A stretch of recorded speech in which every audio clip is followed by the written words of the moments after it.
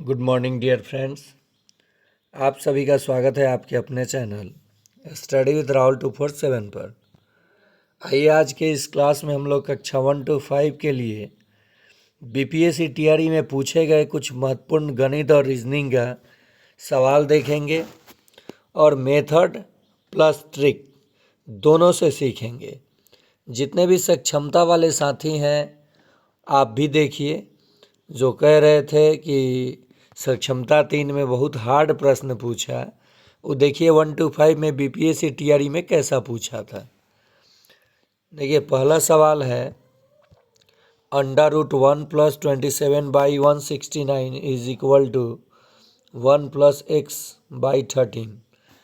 तो देखिए जब इसका एलसीएम लेंगे हम लोग तो ये रूट में हो जाएगा 196/169 इज इक्वल टू 13 1 ज़ा 13 और प्लस x, तो ये 13 + x/13 हो जाएगा, क्योंकि एक है 13 जाके गुना हो गया। अब ये रूट हटा तो ये हो जाएगा 14/13 इज इक्वल टू 13 + x/13। 13 से 13 कैंसिल हो गया, इधर 13 प्लस में आके 14 में से घट जाएगा, यानी 14 घटाओ 13 बराबर x। 14 में से 13 घटा क्या बचेगा 1, यानी इसका उत्तर क्या हो जाएगा 1। x का मान क्या होगा, तो x का मान 1 हो जाएगा। चलिए दूसरा प्रश्न देखते हैं।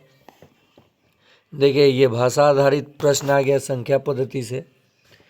2 अंकों की एक संख्या के अंकों का गुणनफल 36 है।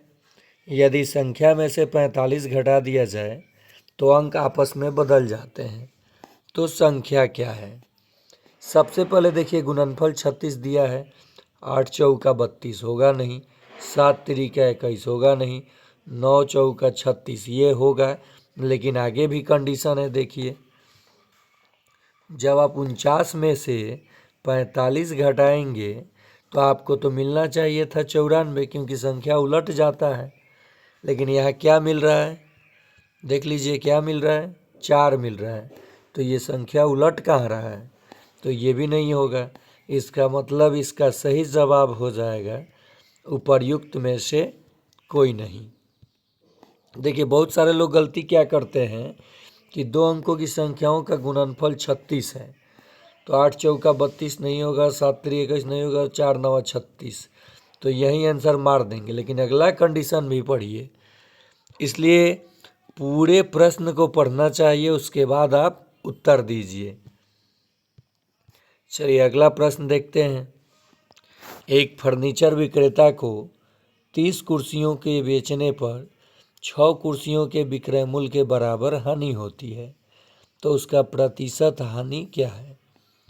देखिए 30 कुर्सी मान लीजिए उसने बेचा है, 30 कुर्सी 30 रुपये में बेचा मान लेते हैं, तो 6 कुर्सी के बराबर उसको हानि हुई, 6 कुर्सी के विक्रय मूल्य के बराबर, तो हानि कितनी हो गई 6 रुपया।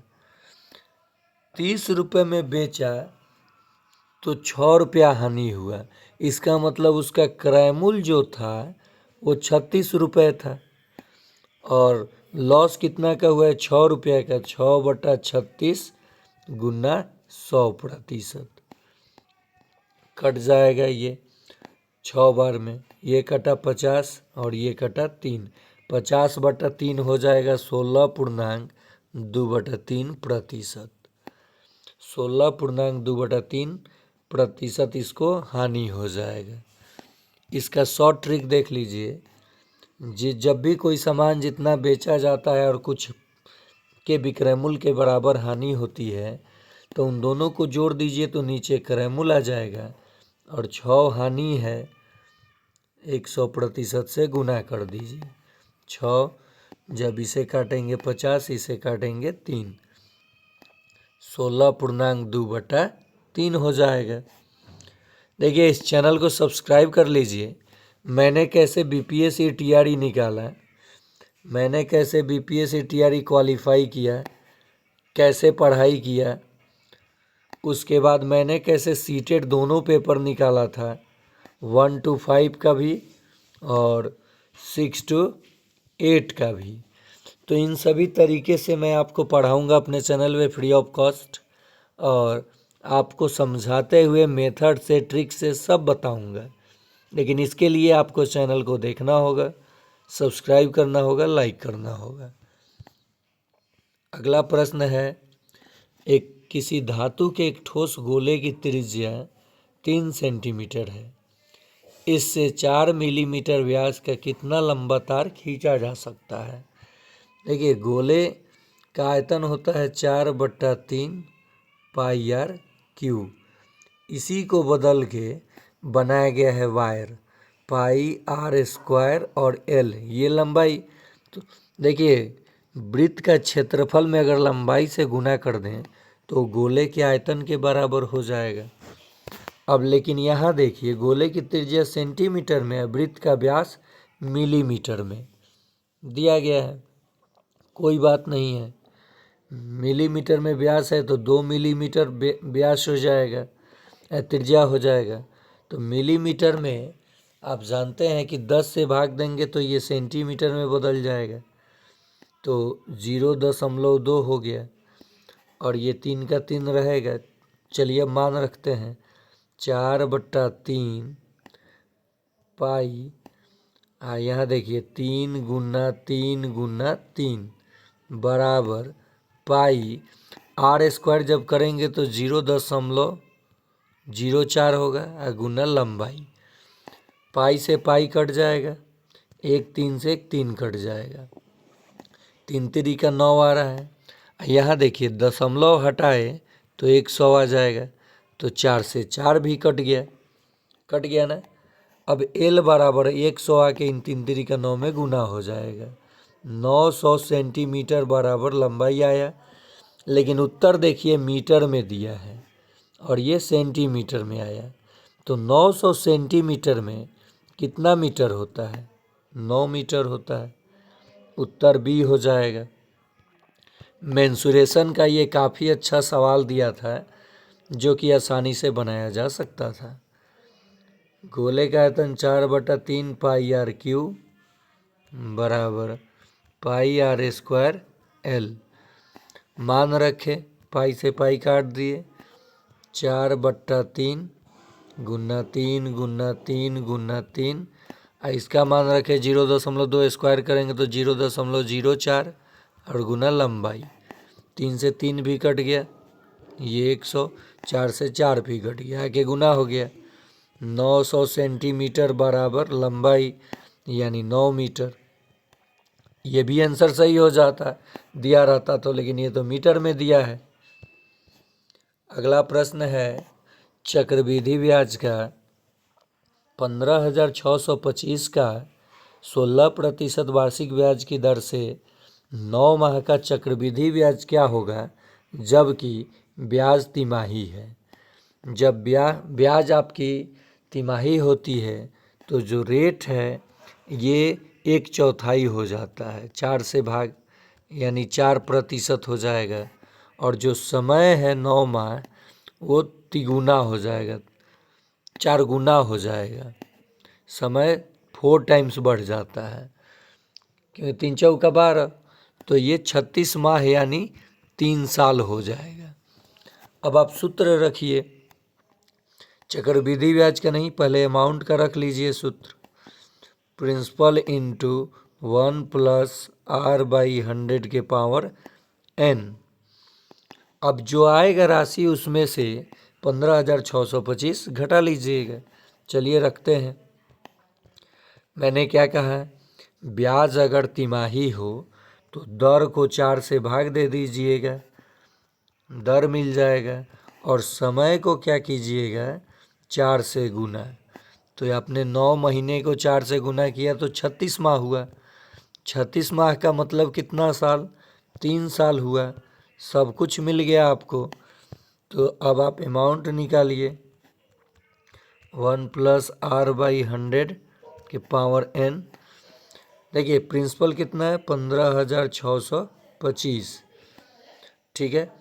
अब एक जोड़ रेट कितना हमने कर दिया था 4%, अब बट्टा 100 और समय 3, समय कितना हो जाएगा 3, ये कटा 25, 25 और यहाँ कुछ भी नहीं है तो 1, 25 1 26 हो जाएगा, 25 एकम 25 है 26/25, 15,625 गुना 26 गुना 26 गुना 26 3 बार और गुना 25 गुना 25 गुना 25, तो ये तो पूरा कट जाएगा। ये 26 का जब आप क्यू करेंगे, 26 का आप क्या करेंगे 26 गुना 26 गुना 26 और उसमें से प्रिंसिपल निकाल दीजिए 15,625, तो आपका उत्तर आ जाएगा 1951 रुपया। बी नंबर ऑप्शन सही हो जाएगा। इसमें आपको क्या करना था, तिमाही था, दर को 4 से भाग देना था, समय को 4 से गुना करना था, उसके बाद आपको सूत्र लगा के बनाना था। चलिए आगे देखते हैं। 50 विद्यार्थियों की एक कक्षा में अविरत का क्रमांक 25वां है। देखिए मान लीजिए इधर से 25वां है, इधर से ये 25वें स्थान पर है, तो अंत से उसका क्रमांक क्या होगा ये पूछा गया है। तो अंत से उसका क्रमांक हो जाएगा 50 घटाओ 25 जोड़ 1, यानी 26वां हो जाएगा। क्या हो जाएगा 26वां। बहुत सारे लोग सोचेंगे कि इधर से 25वां है तो इधर से भी तो 25वां होगा, तो देख लीजिए इधर 24, इधर 24 और एक ये, तो 48 एक 49 गो है, 50 ना विद्यार्थी है। तो इसलिए इसका ट्रिक क्या है, जब भी ऐसा प्रश्न पूछे तो पूरे में से क्रमांक को घटा लीजिए और एक जोड़ दीजिए, तो आपको उत्तर एग्जैक्ट पता चल जाएगा। प्रैक्टिकल से भी देख लीजिए, 25वें स्थान पे है, इधर से 26वें पे होगा, तब ना मान लीजिए इधर 25 लोग बैठे हैं और इधर 24 लोग और ये बैठा ही है, 25 और 24 49 और 1 50 हो जाएगा। आगे चलिए। उस नियम का अनुसरण करके विकल्पों में से दिए गए समुच्चयों में से उस विकल्प को चुनिए जो नियम दिए हुए समुच्चय 8, 6, 18, 54 में किया गया है। 3 से गुना 3 से गुना 3 से गुना 3 से गुना, यही सही हो जाएगा, बाकी कोई सही नहीं है। देखिए ये 2 से गुना हुआ है, ये गुना ही नहीं हुआ है और ये नियम फॉलो कर रहा है इसका, तो यही पहला ऑप्शन सही हो जाएगा। देखिए 6 गुना 3 कीजिएगा तो 18 आएगा और 18 गुना 3 कीजिएगा 54 आ जाएगा। तो यहाँ पे 15 गुना 3 45, 45 गुना 3 135। सरल ब्याज की दर से कोई धनराशि 24 वर्षों में अपनी 7 गुनी हो जाती है, तो दर बताना है। ऐसे प्रश्नों के लिए ट्रिक है, कितनी गुनी हुई है 7 गुनी, 7 घटाओ 1 गुना 100 और बटा में समय, तो देखिए ये 6 आएगा, 6 चौका 24 और ये 25, तो कितना प्रतिशत हो गया 25%। समझ में आया कि नहीं आया, कितना गुना हुआ था 7 गुना, तो 7 घटाओ 1 और गुना 100 कीजिएगा, समय से भाग दे दीजिए, 6 गुना 100 और बटा 24, 4 और ये कट गया तो 25, तो क्या हो जाएगा 25% इसका सही जवाब हो जाएगा। ठीक ऐसे ही प्रश्न पूछे, सरल ब्याज की दर से कोई धनराशि 10 वर्षों में स्वयं की 3 गुनी हो जाती है, तो दर, तो 3 घटाओ 1 गुना 100 और बटा 10, 20 वर्ष हो जाएगा, 20% हो जाएगा। चलिए ये प्रश्न अलजेब्रा का है, जो कि काफ़ी, आप लोग अब गुना भाग इसका कीजिएगा तो बहुत ज़्यादा समय लगेगा। ये आइडेंटिटी आधारित प्रश्न होता है और इसका जवाब होगा 2। कैसे? तो चलिए देखते हैं। 2 बाहर है, रहने दीजिए। इसको देखिए, a plus b the whole square है, तो ए स्क्वायर होगा 467 का स्क्वायर प्लस बी स्क्वायर होगा 359 का स्क्वायर और प्लस 2ab होगा 2 इंटू 467 इंटू 369 और ये घटाव में है तो घटेगा तो ये ख़त्म हो जाएगा। तो ऊपर में ये बच गया, नीचे यही सेम टू सेम दिया है और 2 तो गुना में है, गुना में है ना। 467 का ये स्क्वायर है जोड़ 369 का स्क्वायर है, ये तो ख़त्म हो गया है तो ये भी कट जाएगा। क्या बचेगा? 2। देखिए इसका क्या फार्मूला होता है, a plus b the whole square, ठीक है, घटाओ 2ab और बटा में a square plus b square दिया हो तो ये ख़त्म हो जाता है, बचता है 2। नेक्स्ट है, एक घन का आयतन कितना है जिसका विकर्ण 4√3 सेंटीमीटर दिया है। तो घन का विकर्ण होता है, घन का विकर्ण डायगोनल √3 गुने भुजा, √3 गुने भुजा। तो ये तो विकर्ण दिया गया है, √3 गुना साइड हुआ जो कि दिया है 4√3, √3 से √3 कट जाएगा, गुना में उधर जाके भाग होगा। भुजा आपको 4 मिल गया। घन का आयतन होता है भुजा का क्यू, घन का आयतन भुजा का क्यू, तो 4 का क्यू कर लीजिए, 4 का क्या कर लीजिए? क्यू कर लीजिए। कितना आ जाएगा? 64। सही जवाब क्या हो जाएगा? 64। नेक्स्ट है, डेसिमल का अंडर रूट निकालना है। ये ख़त्म हुआ तो ये डेसिमल ख़त्म हो गया, ये 6 बार में, ये भी 6 बार में, तो रूट में आ गया 6 गुना 6, 2 बार है, 1 6 बाहर निकल जाएगा। सही उत्तर हो जाएगा 6। नेक्स्ट है, कॉम्पेटिबिलिटी अक्षरों में निम्नलिखित में से कौन सा एक शब्द नहीं बनाया जा सकता? तो देखिए इसमें कहीं भी y है नहीं है, और यहाँ देखिए इसमें y दिया गया है, y है, उसमें भी है my, o भी है, pic, ठीक है, बनेगा, पहला लेटर बनेगा। नहीं बन सकता है impli भी है, cit भी है। चलो टाइटल, तो देखिए टी का एगो है TITLE,